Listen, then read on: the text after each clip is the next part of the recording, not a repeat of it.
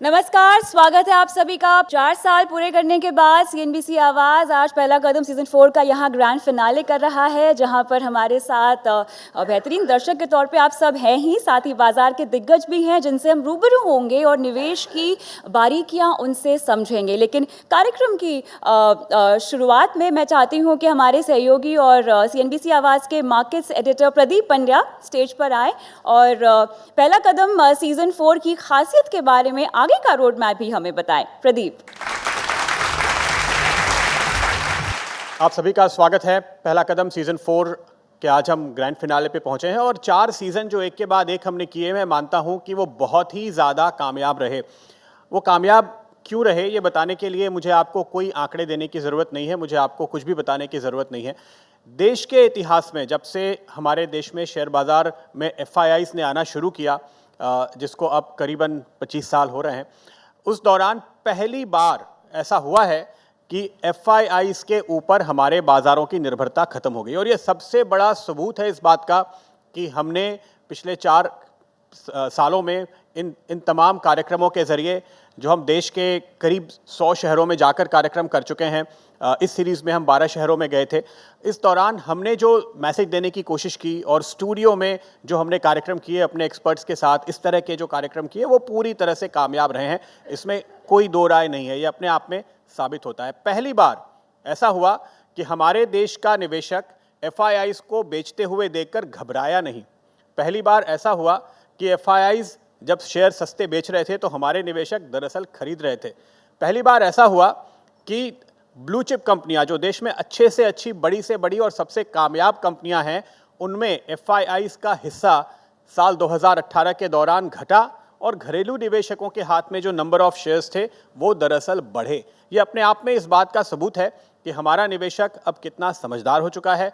हमारे निवेशक अब वाकई में शेयर बाजार में सिर्फ मज़े लेने के लिए नहीं, वेल्थ क्रिएट करने के लिए, एक अपनी रिटायरमेंट प्लान करने के लिए, अपनी जिम्मेदारियां पूरी करने के लिहाज से अब निवेश कर रहे हैं। तो वो वेल्थ क्रिएशन में जो कामयाबी मिलनी शुरू हुई है, हम मानते हैं कि ये शुरुआत है, इसलिए अभी भी हम इसको पहला कदम ही कहते हैं, क्योंकि बहुत सारे लोग अभी भी इस दायरे से बाहर हैं और हमारी कोशिश लगातार यही बनी रहेगी कि हम लोगों को इस दायरे में लेकर आएँ, ज़्यादा से ज़्यादा लोगों को हम इस नई आदत से, नई तरकीबों से जोड़ें और हमारे एक्सपर्ट्स लगातार इसमें हमारी मदद करते हैं। तो मैं खास तौर पे अपने सभी एक्सपर्ट्स का यहाँ पर स्वागत करूँगा। इस पूरे सफ़र के दौरान जब हम इतने शहरों में गए और अब तो 4 साल हो चुके हैं, हमारे साथ खास तौर पे जो 2 हमारे पार्टनर्स हैं, SBI म्यूचुअल फंड और एक्सिस सिक्योरिटीज़, उनका मैं खास तौर पे स्वागत करूंगा। उनकी पूरी टीम यहाँ पर मौजूद है और उनके MD और CEO यहाँ पे मौजूद हैं, उनका मैं खास तौर पे स्वागत करता हूँ और शुक्रिया अदा करेंगे कि उन्होंने लगातार इस सफ़र में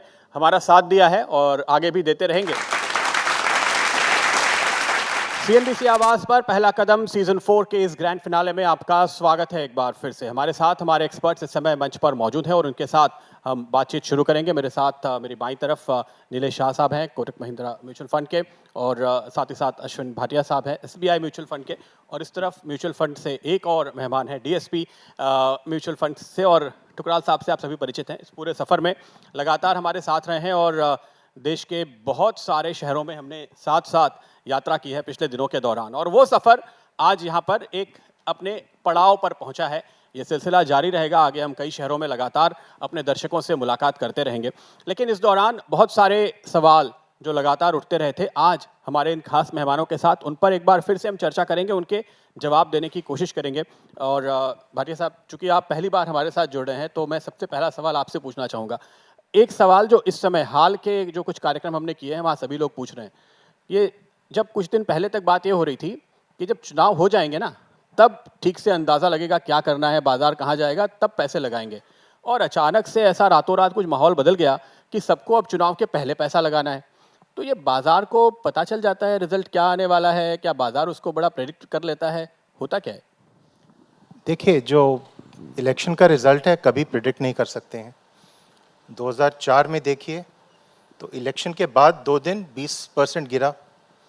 2009 इलेक्शन के 2 दिन बाद 18% ऊपर चढ़ा। 2014 में इलेक्शन हुए, अनसर्टनिटी जिसको बोला, और आज देखिए 38,000 सेंसेक्स क्रॉस कर गया है। और हिंदुस्तान में हर 5 साल में हर एक स्टेट में हर महीने कभी ना कभी कुछ ना कुछ होता रहता है। कभी बाई इलेक्शन हो रहे हैं, कभी मेंबर्स ऑफ पार्लियामेंट के हो रहे हैं, कभी एमएलए के हो रहे हैं। ये उतार चढ़ाव आते रहते हैं। आपने तो एक चीज़ मान के चलिए कि पिछले 15-20 साल जब मैं मार्केट में रहा हूँ, 2002 में मैं चीफ डीलर इक्विटीज़ बना था स्टेट बैंक ऑफ इंडिया का, तब मार्केट 3100 पे थी और मेरे बॉस ने बोला भाटिया खरीद लो, 3500 पे जाएगी, और एक साल में 6400 पे चली गई सेंसेक्स, और इलेक्शन हुए तो 20% नीचे आ गई थी। So whoever has been a long term investor, he has never lost money. Dinesh भाई, आप इस बात से सहमत हैं कि बाजार अंदाज़ा लगा लेते हैं? क्योंकि पिछली बार आप देखिए सितंबर में करीब 5000 का हमने बॉटम बनाया था निफ्टी का 2014 में, और उसके बाद इलेक्शन के नतीजे आने तक ज़बरदस्त तेज़ी रही।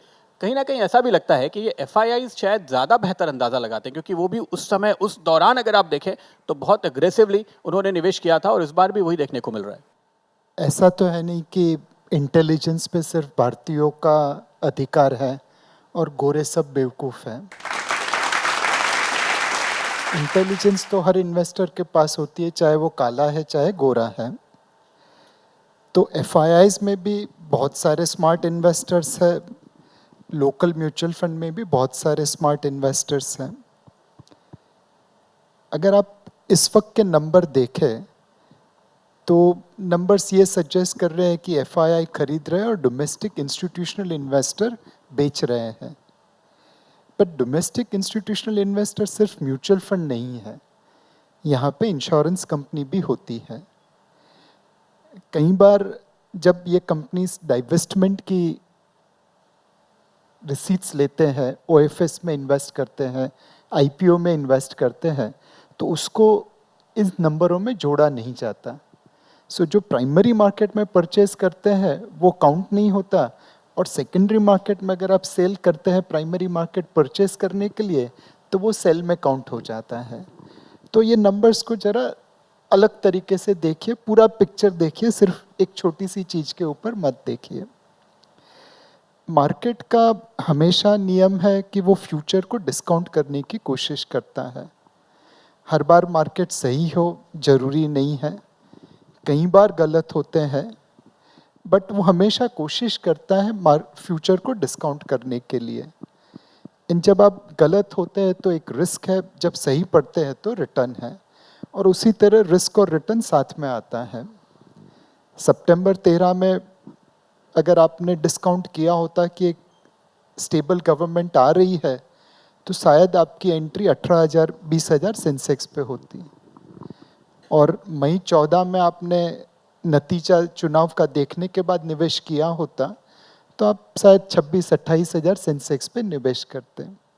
रिस्क लिया तो 18,000 का 38,000 बना, सेफ खेले तो 28,000 का 38,000 बना। सो मार्केट का नियम है, वो फ्यूचर को डिस्काउंट करने की कोशिश करेगा, और जितने आप रिस्क लेंगे उतना आपका रिटर्न बनेगा। ठुकराल साहब, जो कहावत है कि इट्स डार्केस्ट बिफोर डॉन, तो जब सुबह होने ही वाली थी, जब बाजार टर्न होने ही वाले थे, उसके पहले के कुछ 2-3 महीनों में म्यूचुअल फंड निवेशकों ने भी हिम्मत छोड़ दी। इस पर कल्पन जी आपकी भी मैं राय लेना चाहूँगा। तो हम इतने दिनों से जो लोगों को हौसला बढ़ा रहे थे और लोग लगातार टिके हुए थे, आखिर में आके थोड़े से ढीले पड़ गए। हाँ, तो यही हम हमेशा समझाते हैं कि जो हम कहते हैं कि रुपी कॉस्ट एवरेजिंग, वो हम सिखाते हैं लोगों को कि ये ही तो टाइम है जब आपको ये चीज़ सस्ती मिल रही है। तो ये बिहेवियर जो है वो बिल्कुल अलग है जो उनका नॉर्मल बिहेवियर है। नॉर्मल बिहेवियर में जब एक सेल लगती है तो वो ज़्यादा खरीदते हैं। यहाँ पे आपको सस्ता माल मिल रहा था, इवन मिड कैप, अच्छे मिड कैप बहुत नीचे मिल रहे थे, अब कुछ रिकवरी हो गई है, और कई लार्ज कैप भी काफ़ी नीचे आ गए थे। तो इन्वेस्टर उसको देखने की बजाय, और ख़ासकर ये वो इन्वेस्टर है जो पिछले 1 साल में ज़्यादा आया है, जो नए इन्वेस्टर हैं वो थोड़ा घबरा जाते हैं, और वो हमने भी देखा है कि कुछ ना कुछ लोगों ने अपनी एसआईपी बंद कर दी, तो वो नहीं करनी चाहिए थी। जबकि यही टाइम है कि आपको डबल एसआईपी करनी चाहिए, जिसको हम नीलेश जी ने भी हमें समझाया था एक बार कि ये स्मार्ट एसआईपी होती है कि अगर आपका एक एसआईपी चल रहा है तो ऐसे टाइम पर आप एक और शुरू कर दीजिए। बट जैसा कि इन्वेस्टर बिहेवियर हमने देखा है इंडिया में, हालांकि ये अब काफ़ी चेंज हो रहा है और हमारा एसआईपी बुक बहुत बड़ा हो गया है, बट कहीं ना कहीं कुछ इन्वेस्टर अभी भी घबरा जाते हैं, तो वो पैनिक नहीं करना चाहिए। बिल्कुल। कल्पेन जी, आप हमारे सभी दूसरे पैनलिस्ट के मुकाबले में एक निवेशक के साथ सीधे तौर पे ज़्यादा इंटरेक्ट करते हैं, तो इन पिछले कुछ महीनों में आपने लोगों को क्या कहा और अब आप लोगों को क्या कह रहे हैं? चलिए गलती हो गई, तो क्या अब वो सारा पैसा लगा दें जो पिछले 3 महीने का एसआईपी नहीं किया था, एक साथ लगा दें? अब आप उन निवेशकों को क्या कह रहे हैं? मेरा ये मानना है कि अगर कुछ इन्वेस्टर गलती नहीं करेंगे तो बाकी के इन्वेस्टर पैसा कैसे बनाएंगे। तो ये बहुत ज़रूरी है कि दोनों बाजू का एक्सपीरियंस हो, और अगर हर इन्वेस्टर समझ जाए, जैसे आप 4 साल से इतने एफर्ट कर रहे हो लॉन्ग टर्म इन्वेस्टमेंट और डिसिप्लिन के बारे में, मान लो अगर हर इन्वेस्टर हमारे और आपकी बात मानने लगेगा, उस दिन इक्विटी का रिटर्न फिक्स डिपॉजिट बन जाएगा, क्योंकि तब वो वॉलेटिलिटी चली जाएगी। लोग बेचने नहीं आएंगे ख़राब न्यूज़ पे, या अच्छे न्यूज़ पे ज़्यादा नहीं खरीदेंगे। तो ये तो नियम है 100 सालों से हर मार्केट में, हर एसेट क्लास में, कि जब डर होगा तो लोग थोड़ा डर के निकल जाएंगे, और जब ग्रीड होगा तो लोग वो ग्रीड को देख के चढ़ जाएंगे। टुकड़ाल साहब, फिर क्या हम ये कहेंगे कि कुछ लोग जिन्होंने कुछ पैसे अलग रखे थे, एसआईपी तो कर रहे थे, कुछ पैसे अलग भी रखे थे, मौका मिलेगा तो लगाएंगे, जब मार्केट में बॉटम हो जाएगा तो लगाएंगे, तो ये वो समय है जब लमसम वो इन्वेस्टमेंट कर देना चाहिए? देखिए, 2 तरह के इन्वेस्टर होते हैं। एक तो है रिटेल इन्वेस्टर। रिटेल इन्वेस्टर को तो हम ये कहते हैं, जब आपके पास पैसा हो आप तब लगा दीजिए, क्योंकि वो इतना अंडर इन्वेस्टेड है इक्विटी में। अगर हम पोर्टफोलियोज देखते हैं लोगों के, पहले तो 4 से 5% लोग ही इन्वेस्ट करते हैं, और जब इनके पोर्टफोलियो देखते हैं तो इनका इक्विटी है ही नहीं। इनके पास गोल्ड है, इनके पास एफडीज हैं, इनके पास रियल एस्टेट हैं, तो इनको सोचना नहीं है। और अगर एकदम नए इन्वेस्टर हैं तो थोड़ा स्टैगर्ड करके लगाएं, क्योंकि उन्होंने मार्केट को कभी देखा नहीं है। अभी इलेक्शन से पहले फिर कुछ जर्क्स मिले ऊपर नीचे, तो शायद वो घबरा जाएं, तो स्टैगर करके लगाइए। और एसेट एलोकेशन तो हम कह ही रहे हैं कि उनका इक्विटी में है ही नहीं, बट अभी अगर पैसा है तो लगा देना चाहिए। और जो एचएनआई है वो तो वैसे ही स्मार्ट है, उसको तो पता है कि जब कभी नया सेल लगेगा, जो मैं हमेशा बोलता हूँ कि हर साल 4 या 5 बार सेल लगता है। कल यूएस चाइना ट्रेड वार जो चल रहा है, कुछ नेगोशिएशन में कुछ गड़बड़ हो जाएगा, या कल ब्रेक्सिट का कुछ न्यूज़ आ जाएगा, या फिर सडनली कुछ इलेक्शन से रिलेटेड न्यूज़ आ जाएगा कि ये पार्टी थोड़ा वीक है या ये पार्टी स्ट्रांग है, तो तब मौक़ों पर एचएनआई जो है वो पैसा लगाता है। बट रिटेल इन्वेस्टर के पास जब पैसा हो तब लगाना चाहिए, क्योंकि वो एसेट एलोकेशन उसका बहुत कम है और उसको ज़्यादा सोचना नहीं है। और जब उसको पैसा चाहिए उसको निकालना चाहिए, वो भी इक्विटी में एकदम लास्ट में, और जो बाकी एसेट एलोकेशन है, जो उसका इमरजेंसी फंड है, उसको पहले वहाँ से निकालना चाहिए। ओके, लेकिन यही सवाल नीलेश जी आपसे भी मैं पूछूंगा कि क्या बॉटम बन चुका है? जो लोग इंतजार कर रहे थे, कुछ पैसे साइड में रखे थे, एफडी में रखे थे, या कोई रिकरिंग में रखे थे, या डेट में रखे थे कि इनको एक दिन इक्विटी में डाल देंगे, अब उनको डाल देना चाहिए? मतलब हमने 25 साल गुजारे हैं मार्केट में, और आज तक तो ऐसा आदमी नहीं मिला है जिसने बॉटम पे इन्वेस्ट किया हो, और ना ही ऐसा आदमी मिला है जिसने टॉप पे एग्जिट किया हो। कई बहुत नामी इन्वेस्टर होते हैं, लोग उनके वाक्यों को ब्रह्म वचन मानते हैं, बट उनके साथ भी जब हम उठते बैठते हैं तो वो भी ये कहते हैं कि देख, मार्केट का टॉप कहाँ बॉटम कहाँ किसको मालूम। सो अगर आप ये समझते हैं कि आप मार्केट की बॉटम या टॉप को कैप्चर कर पाएंगे, तो दिस इज कि विराट कोहली हर बॉल पे छक्का मार पाएगा, वो पॉसिबल ही नहीं है। उस मृगजल के पीछे मत भागिए, आप उसे कभी कैप्चर नहीं कर पाएंगे। दूसरी चीज, आप असेट एलोकेशन पे ध्यान दीजिए, बिकॉज मार्केट आपकी एक गलती को माफ कर देता है, 2 गलती को माफ नहीं करता। लेकिन ये सारी बातें हमारे एक्सपर्ट्स बार बार कहते हैं कि नहीं, एसआईपी ही करना चाहिए। क्या एसआईपी का इन्वेस्टर हमेशा सबसे बेहतर रिटर्न हासिल करेगा? नहीं, तो नीलेश भाई ने बिल्कुल ठीक बोला, you can't enter at the bottom and you can't exit also at the top. पर लेकिन एक बात आप मानिए, 30 साल पहले जब मैंने बैंक ज्वाइन किया था तो हम बोलते थे 5 प्रोडक्ट सबके पास हैं, savings, current, recurring deposit, fix deposit, PPF, ठीक है ना। वो प्रोडक्ट सबके पास हुआ करते थे। और आज के दिन हम क्या बोलते हैं, सेविंग्स और करंट की जगह आपके पास लिक्विड होना चाहिए, आरडी की जगह आपके पास सिप होना चाहिए, फिक्स डिपॉजिट की जगह आपके पास एफएमपी होनी चाहिए, और पीपीएफ की जगह एलएसएस होना चाहिए। और मैं अपना ही उदाहरण आपको दे दूं, 1988 से मैं अपना पीपीएफ चला रहा हूं, और उसमें बैलेंस आज के दिन करीब 50 लाख आ गया है। और मैं मैक्सिमम ही डालता हूँ 60,000, 70,000 या 1 लाख या 1.5 लाख। और वही अगर मैंने ELSS भी शुरू से डाला होता, हाथी की तरह मैं 3 करोड़ का हो गया होता आज के दिन। तो वही है, डिसिप्लिन लाना बहुत ज़रूरी है। अपना एलोकेशन कीजिए, अपना गोल बनाइए, और उसके लिए म्यूचुअल फंड इंडस्ट्री के अंदर सभी तरह के गोल्स हैं। और मैं मानता हूं अगर आप ये छोटा सा कदम ले लें, और पहला कदम तो मेरे हिसाब से सिप के ज़रिए हो ही चुका है, दूसरा तीसरा कदम है अब आपका कि आप लमसम में जाइए, थोड़ा एडवेंचरस होइए, तो शायद थोड़ा आपका रिटर्न बढ़ जाएगा। तो केवल फाइनेंशियल प्रोडक्ट्स की यहाँ पे बात हुई टुकराल साहब, लेकिन लोग हमसे ये पूछते हैं कि फिर प्रॉपर्टी में कितना डालें, सोने में कितना डालें, ये अलग अलग एसेट क्लासेस के बीच में से चुनना है, क्योंकि हमारे पास सारे विकल्प खुले हैं। तो आप हमेशा एक बहुत ही शानदार कंपैरिजन बताते हैं। मैं चाहूँगा आप फिर से वो शेयर करें अनुभव कि अगर किसी ने एक एसेट क्लास में ज़्यादा लगाया या दूसरे में लगाया तो कितना फ़र्क पड़ता है। जैसे कि अभी भाटिया साहब कह रहे थे कि करीब 6 गुना हो जाता पैसा अगर उन्होंने ELSS में लगाया होता PPF की जगह। हाँ, तो हमने क्या किया, 40 साल का हमने डेटा देखा है। जब 1980 में 100 का इंडेक्स था, अभी 38,000 है।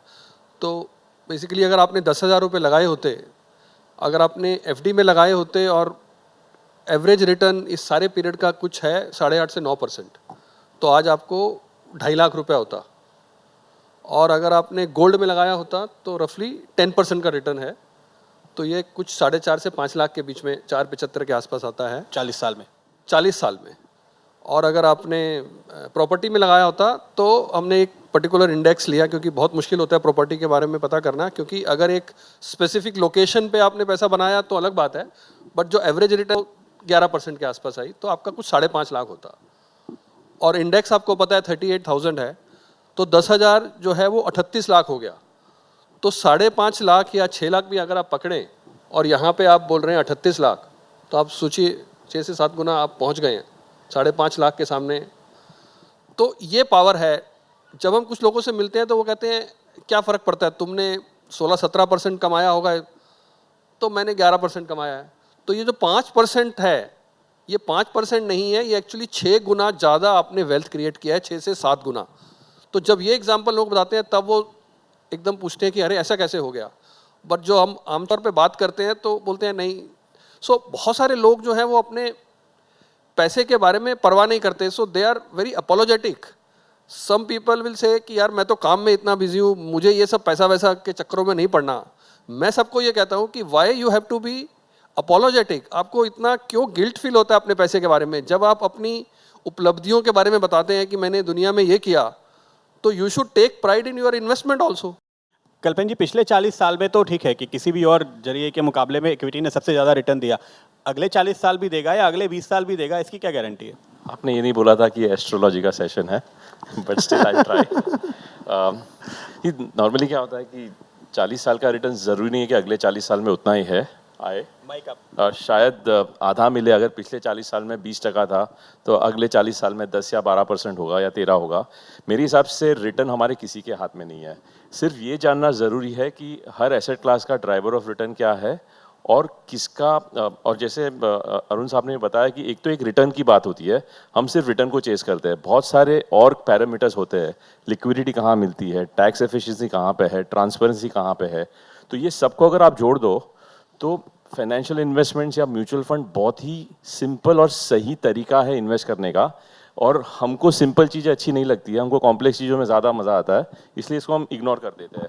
लेकिन मेरे हिसाब से अगले 40 साल में भी एक फंडामेंटल रियलिटी है। एक अच्छे वाइज मैन ने बोला है कि या तो आप लोनर बनिए, लोनर मतलब LOANER, कि आप लोन देते हो कंपनीज को, बैंक्स को FD के थ्रू, और फिर वो बैंक उस पैसे पे आपको 7% देती है और वो आगे कंपनीज को 9 या 10 या 11% पे लेंड करती है। तो या तो आप लोनर बनिए इसके ज़रिए, या आप ओनर बनिए कि जो कंपनी को ये बैंक लोन दे रही है ये सोच के कि ये कंपनी का प्रॉफिट बढ़ेगा और कंपनी की वैल्यू बढ़ेगी तो इसलिए पैसा वापस आ जाएगा, सीधे आप उसके शेयर में खरीदिए। तो फ़र्क सिर्फ ये दो में है कि आपको लोनर बनना है या ओनर बनना है। तो अगर आप इन्वेस्टमेंट करोगे लॉन्ग टर्म के पॉइंट ऑफ व्यू से, तो देखा गया है दुनिया भर में हर मार्केट में कि अगर आपका 20, 25, 30 साल का होराइजन है तो ओनर बनने में ज़्यादा फायदा है। मैं सिर्फ एक बात आपको बताऊंगा कि यहाँ पे हम सब जब रिटर्न की बात करते हैं 15%, 12%, 20% जो भी है, ये रिटर्न का जो रूट है वो वन में नहीं होता है, वो ऊपर नीचे होके होता है। ज़्यादातर इन्वेस्टर गलती करते हैं कि एक साइड का रूट देख के उनको लगता है कि ये वन वे रॉकेट की तरह ऊपर जाएगा, but it is not a one way route, it will have two way route, which is why there is a potential of earning 2 times more than any other asset class, and I think that fundamental equation will not change. तो risk है तो return है। लेकिन इसके साथ में ही लोग ये भी कहते हैं नीलेश जी कि अगर आप डायरेक्ट शेयर में लगाएं तो आपको म्यूचुअल फंड के मैनेजर की फीस नहीं देनी पड़ती, क्या वो ज़्यादा बेहतर तरीका है? ETF में लगाएं, इन दिनों ये भी कहा जा रहा है कि ETF भी लो कॉस्ट ऑप्शन है आपके लिए। इनमें से अगर आप कुछ बड़े निवेशकों की बात सुने, खासतौर पे विदेशों में, तो वो ये मानते हैं कि ये पैसिव इन्वेस्टिंग आप कर सकते हैं अपने आप से कम कॉस्ट में, या फिर आपको एक फंड मैनेजर के पास जाना ही चाहिए? सो प्रदीप जी, अगर आप नाई के पास नहीं जाए और घर पे बाल काटे तो पैसे की काफ़ी बचत होती है। शेव तो कर लेते हैं अब। शेव कर लेते हैं डेफिनेटली, बिकॉज आपको वो आती है, आपके पास उसके औजार हैं। तलवार से कभी दाढ़ी करने की कोशिश करना, पता चलेगा दाढ़ी नहीं सर भी कटेगा। सो अगर आपको कुछ आता है तो डेफिनेटली आपको वो करना चाहिए। इनफैक्ट इस ऑडियंस में एक भाई साहब है जिनको मैं भोपाल में मिला था, और उनकी इन्वेस्टमेंट उन्होंने उस जमाने में इन्फोसिस की थी, तो उसका रिटर्न म्यूचुअल फंड से बहुत ही अच्छा है। सो नंबर 1 उनकी कदर होनी चाहिए कि एक उन्होंने इन्फोसिस में निवेश किया और दूसरा होल्ड किया। सो अगर आपके पास औजार है, आपके पास टूल्स हैं, आपके पास नॉलेज है, तो डेफिनेटली आप डायरेक्टली करिए। You will always out perform mutual fund. Mutual fund जो मैनेजर है वो बहुत सारी लिमिटेशंस में काम करता है। सेबी के रेगुलेशंस है, डाइवर्सिफाइड पोर्टफोलियो चलाना पड़ता है, हर दिन मुझे रिडम्पशन देना पड़ता है। तो ये सारी कंस्ट्रेंट के बीच में मैं जो रिटर्न देता हूँ वो इंडेक्स के बराबर होगा। वक्त है हमारे लिए एक छोटे से ब्रेक का। ब्रेक के बाद दर्शकों के, आप सभी के सवालों के जवाब देने का मौका होगा। और एक खास बात मैं बता दूं, आज एक ट्विस्ट है हमारे इस कार्यक्रम में, वो ये कि हमारे एक्सपर्ट्स मिलकर के सबसे बेहतरीन सवाल चुनेंगे और उसके लिए भी एक छोटा सा इनाम